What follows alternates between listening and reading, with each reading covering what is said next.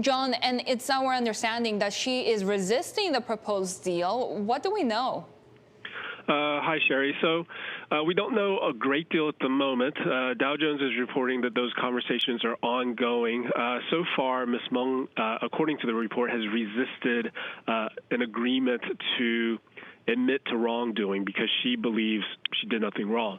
According to Dow Jones, there was an earlier draft of an agreement that she rejected because she didn't like the way that her dealings with the banks. She's being accused of lying to banks about Huawei's business in Iran.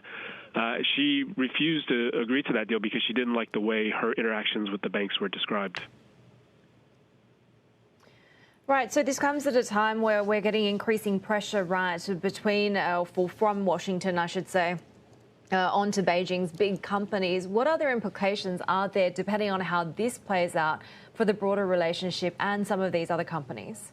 Well, this has been a major sticking point in the relationship, and partly why things have gotten so tense.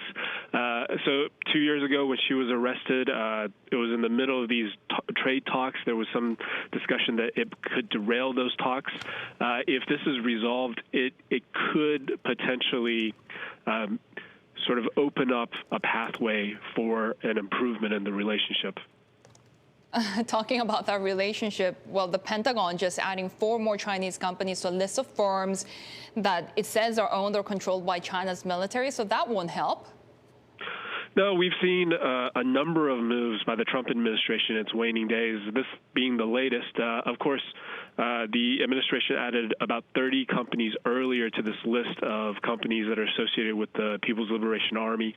It puts them in a position to be sanctioned. It limits what interaction American businesses can have with those companies. Obviously, Trump has also tightened visa restrictions on Communist Party members recently, as well as sanctions against cotton produced in Xinjiang province. So it has not so far improved after the election.